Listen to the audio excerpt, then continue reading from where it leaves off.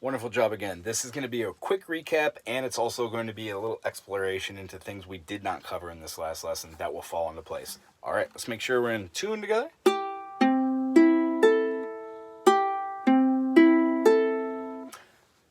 We want to be moving into fingerstyle, which means all these chords that we're learning, we're going to be taking those and doing different patterns with our right hand. If we can concentrate that our thumb is going to be playing the bottom string, that our pointer finger is going to be controlling the middle string, our third finger is going to be controlling the middle top string, and then our fourth finger is going to be controlling the A string. You get this unique idea of being able to do a thumb, finger, middle, and then outside. If we can combine these things called pinches and rolls, we get a series of rhythms like I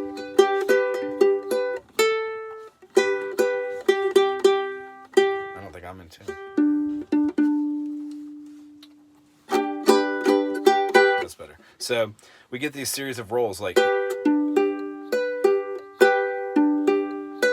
So this next week I'm going to set us off on fingerstyle, but today's lessons, be mindful that your fingers, when you're going to be doing individual picking with your scales, can be played with, let's say, C to D, first finger. Because you're going to the next string, the open E, try using your second finger.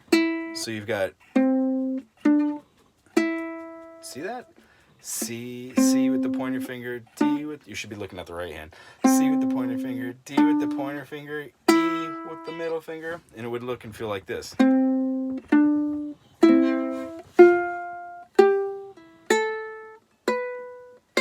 I know that feels weird, but when the fingers over here switch strings, try and switch the fingers to the correlating string.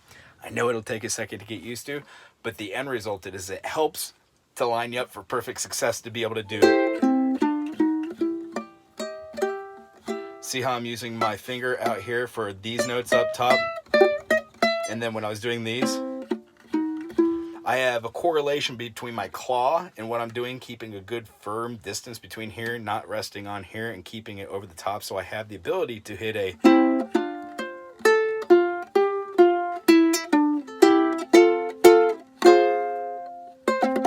See that kind of like rolly thing? My fingers were already lined up. I didn't quite use my pinky over here, but I could.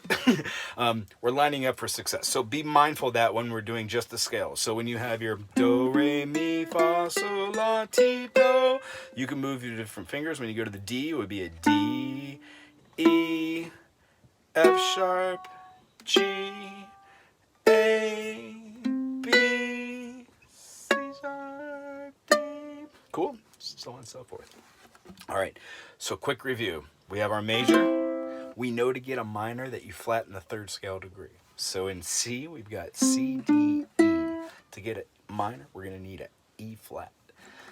You know that this is your open E, but you cannot play an E flat with that open note. So to know that, you have to go and know that on your C string, you have your E.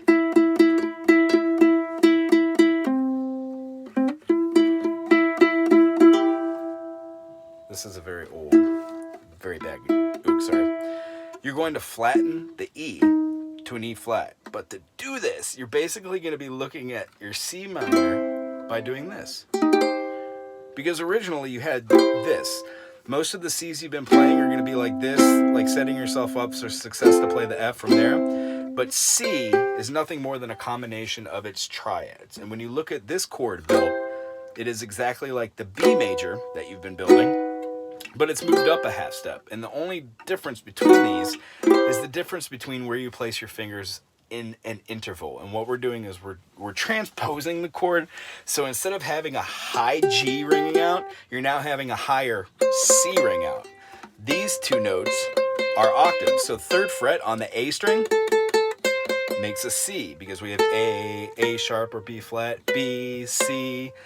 See how my fingers went right to that? I didn't slide. That's the other exercise we were working on too, remember? So we've got the B, we've got the C, we've got the G, and the G is a fifth away from C because we have C, D, E, F, G, right? So we have C, we have G. Instead of playing this G right here and the octave, or just keeping this open to have the E, we could have C, D, E.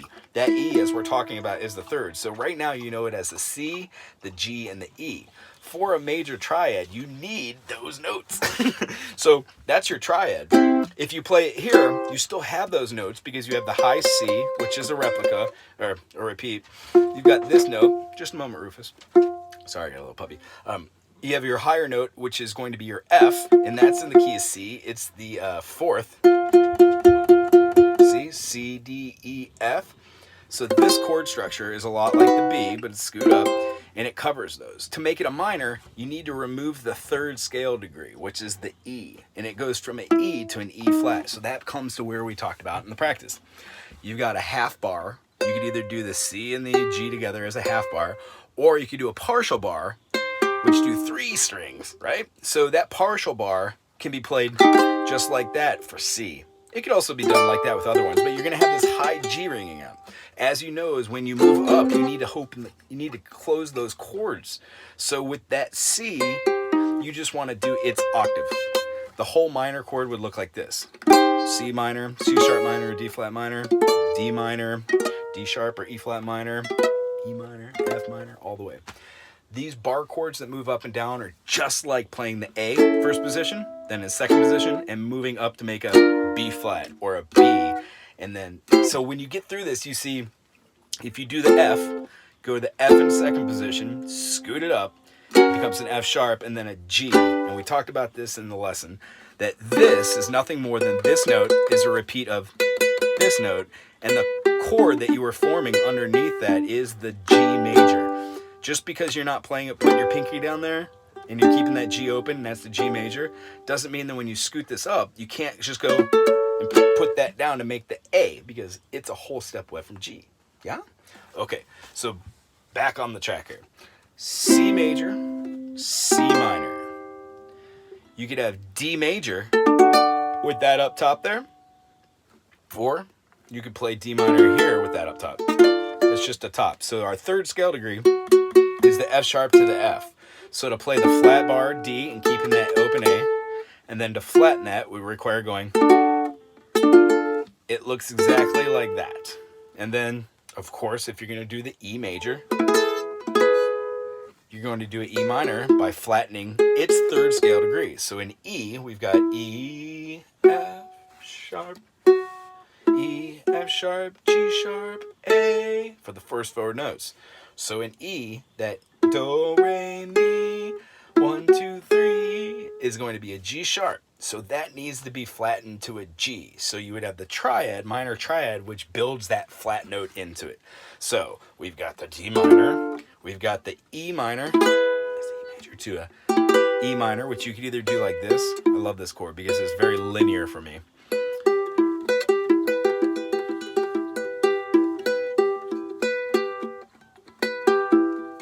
And then what we could do is play major, minor, get really used to going between these two.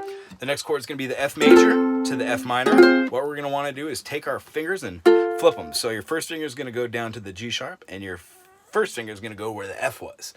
Then you're going to bring your pinky on to play that. F major, F minor. The next chord we have is a G major, which you know, and then a G minor. Right here is going to be your B, G, A, B. B is the third interval. So flatten that. B goes to a B flat, and you've got that number. So you still have the 2 original basses. You've got your G in there, you've got your D, but you no longer have the B, you got a B flat, which makes your minor. G major, B minor. You want to practice those in between all the fingerings too. The G minor with the second fingering is really funky and hard for me to do, but here's what's up. When you move it, you now have this finger to either bar or to play the individual note on that high string that you weren't playing. And it will make sense because it'll lead to seeing the minor scales within the chord structure when we get there. We're going to be working on major scales our next set of lessons. Okay, so where were we? G, G, A. Here comes the A. So A is going to be first finger, first fret on the C sharp, because we could go to the C string and play the C sharp, and then we have our A, which is the tonal note, the tonic of the root, if you will. So what we're doing by playing the root to the median, we're going to be finding the 1, 2, 3, that interval, C, A, B, C. So you're playing a C sharp, That's your major triad. How do you get a minor triad? Flatten that third. So C sharp goes to C, and that makes into a minor.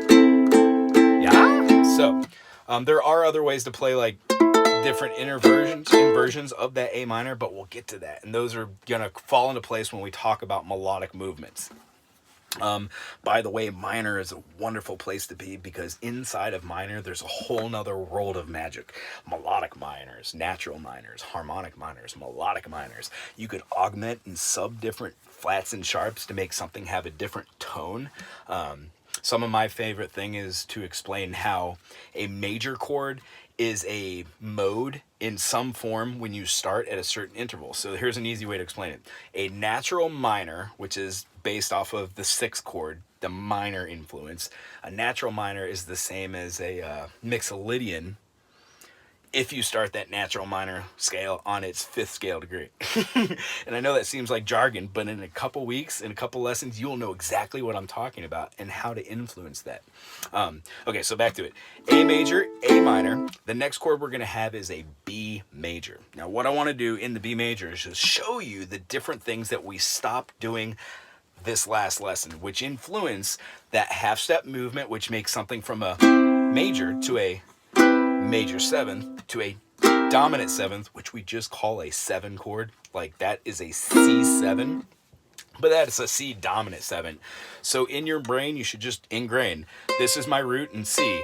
Do, re, mi, fa, sol, la, ti, resolution, root, tonic. And if I go a half step down and play the chord, that's a major 7, no matter what chord I'm in. So in G, here's my G. If I take the G and drop it down to an F sharp, that becomes a G major 7. If I have an A major, and there's my A, I drop it down a half step, that becomes a major 7. Every chord, exact same way. So that's a way to find a major. When you don't go a half step and you go a whole step, that becomes your dominant chord. And I'll explain that a little bit more in detail. And hopefully with a piano representation linearly, I could explain why the dominant chord is its fifth and how that relates to every other note within that chord structure. So here's the B. We're going to bar the second fret on the B and the F sharp. And then we're going to take our fingerings and put this on the E, on the C string, E note, C string, E note, C sharp, D, E. And then this finger right here on the B. What this should look like is the A and second finger position. A, B flat, B, ah. So that's one way to play it. You could also play it with a bar chord. And here's the lesson that I want you to do for this to develop muscle memory. I do believe we went over this, but I think I might have blanked on it. It's a progression with your rhythm. The down, down, down, down, down, up, down, up, down, up, down, up, down. Okay? I will go a little slower, but if you need to slow it or speed it up, try up top. Bar the second, it's going to be a half bar, not a partial bar. Half bar, and then we're going to put down our A chord and make the B major. It also has the C major and the C sharp and the D. They keep going, remember? As soon as you change the distance between here and here, it just changes the frequency, not the chordal pattern. So we've got the B, and what we're going to do in rhythm is take our B and play it with a half bar and then a full bar. Then we're going to take off our third and we're going to play the minor, and then we're going to play the minor with a partial bar, and then we're going to bring it back to our major with a half bar. Okay? Seems like a lot, but just watch it or play. 1, 2, ready with down strokes. Partial bar. Sorry, half bar.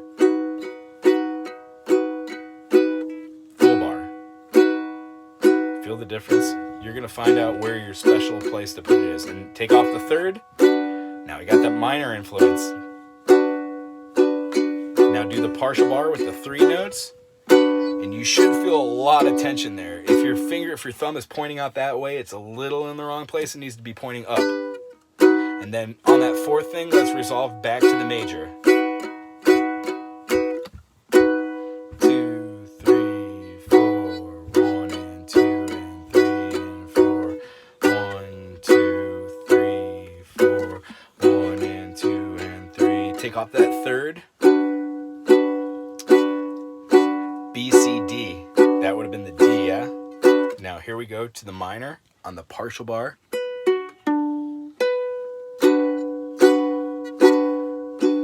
And then we're we're going to go back to the major. That's going to help your fingers do this thing. It pushes this down and then over, and you should feel a lot of tension and kind of like muscle pain for the first 5-6 times you do it. After that, it just really helps you to create bar chords and be really strong with your attack. So you press everything down. Another good way to do this is look at the B minor 7, which is all these down, not the one that's a D with the open A, but all of them, and go B minor 7, B flat minor 7, A minor 7, B flat minor 7, B minor 7, B sharp minor 7, or C minor 7, C sharp minor 7, D minor 7, E minor 7, F minor 7, so on and so forth. Get used to being able to get all those notes out of there. Okay. In addition to the B major, B minor, there is also the G7, which becomes your B dominant, and this is where the whole lessons come together. In a major scale, the common misconception is that it's made of all major tones, and that is incorrect. The major tones are a major part of it, but the major tones are built out of an idea of sound. We have minor influences in a major scale. Hence, the whole step, half step, whole step, half step. Sorry, whole step, half step, whole step, half step. In that influence, the ear is drawn for the major. So in the key of, let's say, C, we've got a C major. The next is not going to be a D, but rather a D minor. The next step is going to be a minor third. And since we've been working on the majors to the minors, that minor third is going to be the third scale degree in a major chord. Fourth scale degree is going to be a fourth, a major fourth. It's going to be an F because we have C, D, E, F. So C major, D minor, E minor, F major.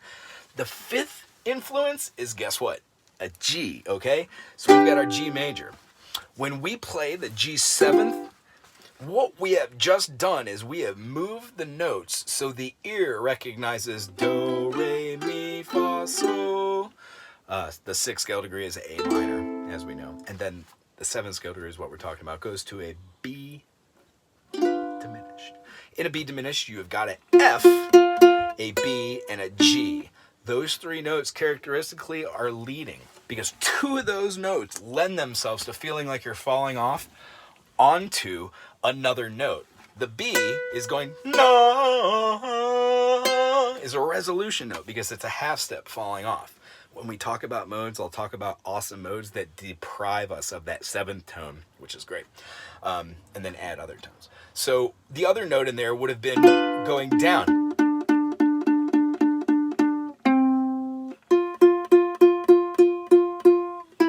So that F to E is a half step. That's where the meat and potatoes are in all of our modes. And then as far as the B to C, you could do generally a lot of things with that note. You could go 4 to 5, or you could go 4 to 3. Sound good? So listen to this in context.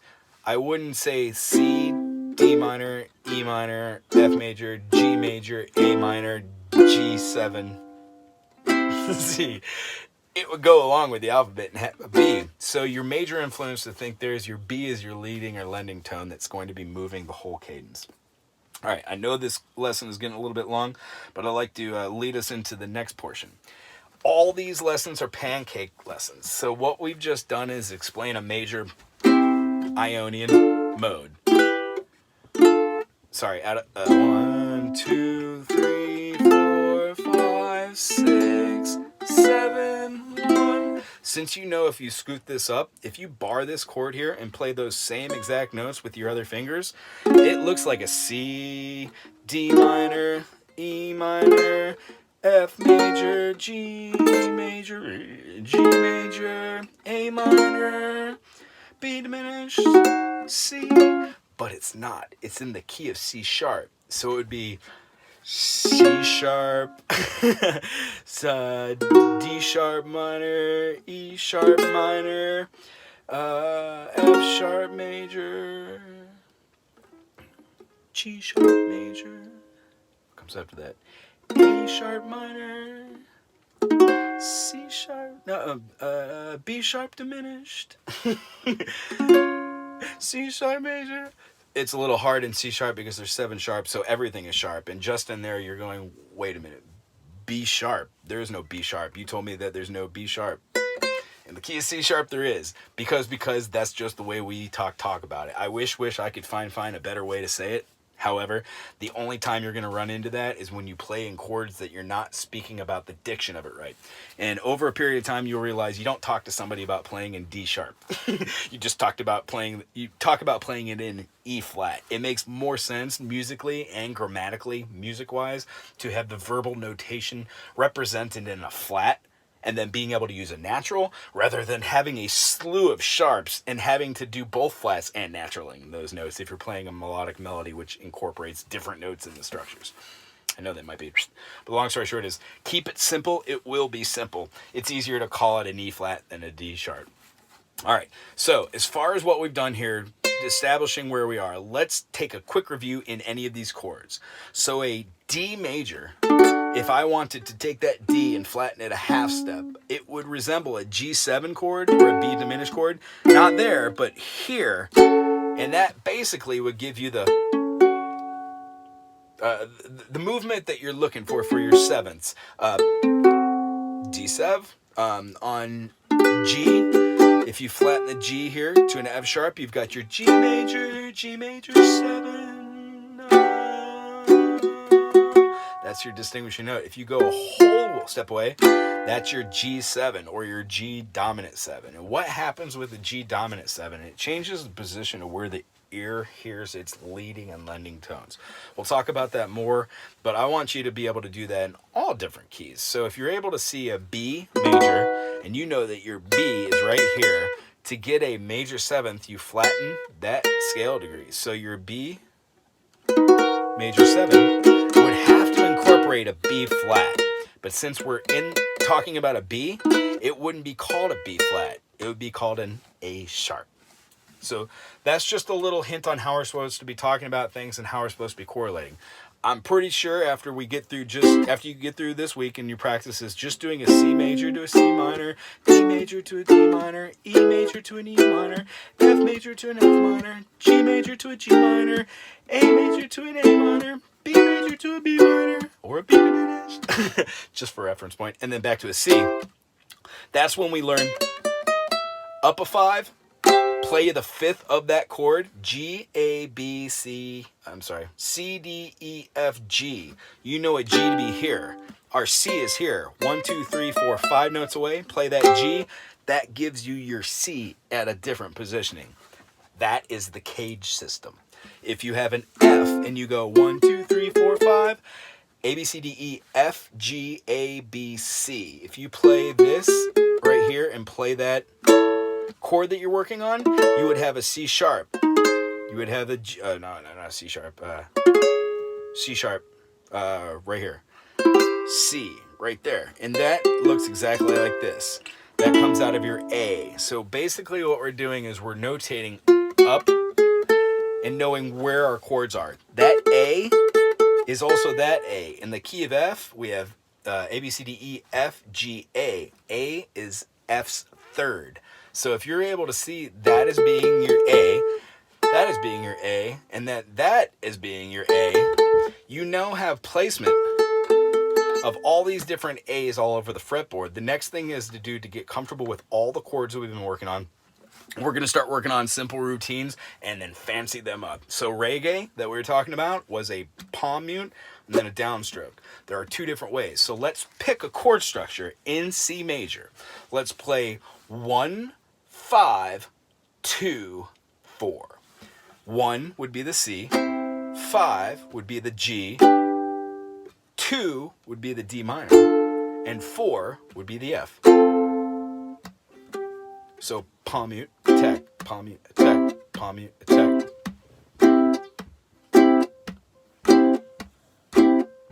Let's start here, boom. Down, down, down, down, down, down, down, down. C, G, D minor, F, 1, 5, minor 2nd, major 4th, tonic, dominant, minor 2nd, major fourth. Now, let's change something. Instead of going to the minor second, let's throw another minor in there. What's another minor in this? The 6 scale degrees minor, the A minor. Let's try that. Ready? So instead of doing the D minor, try the A.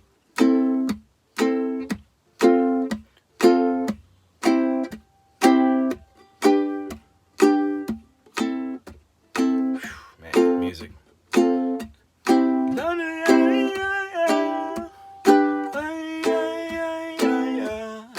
All right. So I just fell into Bob Marley, I think. It might be in... No woman, no cry. No woman, no cry. So that would have been tucka tucka 1, 5, 2, 4, 1, 5, 1, 1. That's music rhythm. If you look at your circle of fifths, you can move. And if I wanted to play that a half step up, I was in C playing a 1, 5, 2, 4, 1, 5, 1. Move it up. D is my 1. A is my 4 now. 5. D, A, and then my right here. So we've got a D minor, D sharp minor, E minor. You know how to play E minor that way, or you can play with a bar chord, which looks exactly like that minor. So it's the same thing.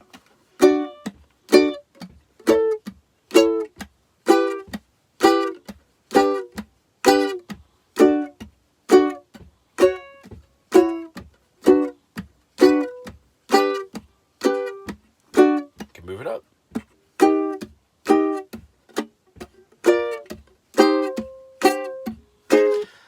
That's a course of progression.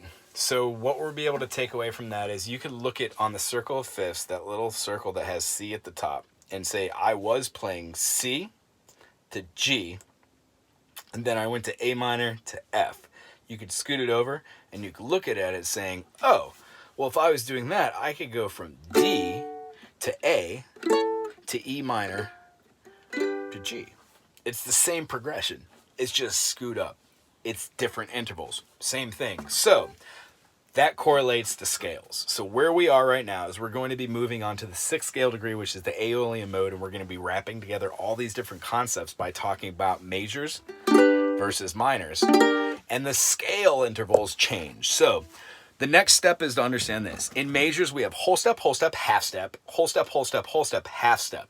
That's a major, minor, minor, major, major, minor, diminished, and then a major to resolve. In minor, we change those tones. So what we're going to be doing is working on that next week. But to do that, I like to have a good idea of what the minor chords are in the major influence so we could understand how to play those through. The best way to do that is to see the major scale. We're going to start on the key, the note of D, and play a major scale. The major scale is a whole step, half step, whole step, half step. So say it with me. In the key of D, there are 2 sharps. One of those sharps is the F sharp, and the next sharp is the C sharp. If there were 3 sharps, it would keep going in fifths. A, B, C, D, E, F, G, A, B, C, that's a sharp. C, D, E, F, G, that's another. G, D, E. Keeps going on in fifths. That's why it's called the circle fifths. It's awesomeness. So in that C, we've got C, D, E, F, G. But in D, we don't have 3 sharps. We just have 2. So in D, we've got our finger on the D at the 2nd fret. We're going to go a whole step because it's a whole half. So D to E is a whole step. E to A, I'm sorry. E to F is a half step. But we don't want a half step. We want a whole step. So we need to go not to F, which is minor. We'll get to that. But we want to go to F sharp. That's a whole step, right? So what we need to do is call that F and F sharp. So we've got a D, E, F sharp. Then we keep going. What's after F? G. G, A, B. And then here's where the caveat comes. we have to sharpen the C as well, because if we were to do a C there, it would be a half step, and that just does not sound right. Right? We need to have that the seventh, the lending tone. So we've got D, E, F sharp, G, A, B, C sharp, D. No matter where you play that pattern, you'll be playing a major scale. So what I'd like you to do is go over this and get really comfortable. You can do all upstrokes with your pointer finger, or you can do a flange with your, I'm sorry, not your thumb. You can do a flange with your fingers and do like a but that is later on for more like finger picking thing, moving through melodic scales after this. But this scale is where the bee's knees is. I'm so sorry this video is so long too. What we do at this point with scales is we start doing repetition of note patterns, which lead inevitably to forming our own melodic structures and being able to improvise. And that's the whole point of this. So rather than us just taking time to do a couple chord songs, what we're doing is we're explaining the interval differences and being able to associate the tones with the air, and then just motor skills over and over and over again doing these scales. They will seem boring and repetition right in the beginning, but after a period of time, it will be second nature to just pick up the instrument and start off with a, which is Ionian, and then you'll think, oh, what are my other major modes? How about Lydian? How about Mixolydian? And then once we go through these things, you'll understand where and why to use those with the different 1-4, 1-3, 2 kind of patterns in a major chord, in a major song. Then we'll do that with minors. Inevitably, all this put together will be able to lead you being able to hear almost any song and go, oh, that's in the key of, being able to hear a melodic pattern and recognize the interval spacings and go, oh, they're using a Aeolian, a minor mode to play over this, and you'll be able to recognize that if you want to. If not, you'll just be aware that those are things that exist in music, and we could refocus more on just learning a bunch of songs. As we talked about at the end, is if you'd like to throw me a bunch of artists that you like and a bunch of songs, I'll do my best to learn as many as I can and use that to start influencing the lessons as well. So big recap on this 30-minute lessons. This is the longest one I've ever done. Go through all your major structures and find your minors. You're going to correlate that with the scale position. So if you're in C and you want to know a fourth away from a C, you have to think C to F. It should be intuitive to go C, and then G is 1-5, 1-4, 1-3, 1-2, 1-1-1. You should be able to hear those in your head. And if not, just start playing those. Do, re, mi, fa, sol, la, ti, do, do, ra. These scale influences are going to be the whole step, half step, whole step, whole step, whole step, half step. Each time you play it anywhere, it's going to sound the same. So that one, my bad. Right here. If you want to get a little quicker with the other fingers, start playing it not with the first finger, where you would go, let's say D, E, F sharp, but try it with the second finger. That will get your, not that, don't do that, that's incorrect. Do that, because you have to skip that finger.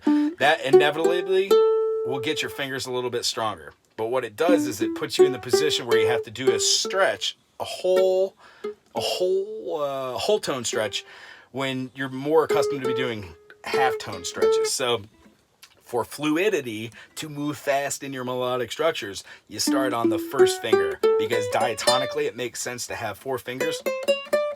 Do 4 frets, like our spider exercises, which pancake in all these lessons, right? So if you're being able to do this and go through these movements and structures and you're pretty confident with your fingers doing something like move it up. So those structures plus the down, down, down, down, down, up, down, up, down, up, down does translate into different things. So if we were to do a F to a G to an A minor,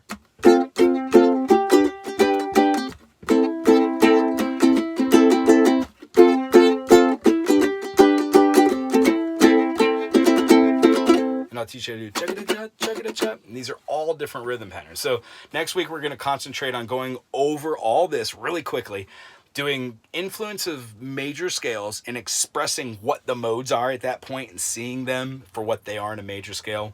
And then we're going to be working on 4 or 5 different rhythm structures for the right hand to get this guy up to par. Because a lot of the time, I focus a lot on this in music theory, and a lot of the fun is just being able to make noise and sound out of this thing. So if there's anything that you would like me to cover in lessons 2, please tell me. And if anything is just tell me to slow down, and I shall. Other than that, if you have any questions, put them in the comment section below. If you need to speed up or slow down, you can go up here to that 3 little dot system, and they've got a different playback speed. And remember, all of this can be slowed down, and remember to tap your foot. And thank you. I enjoyed lessons last week, and it was nice meeting Joel. Shoots.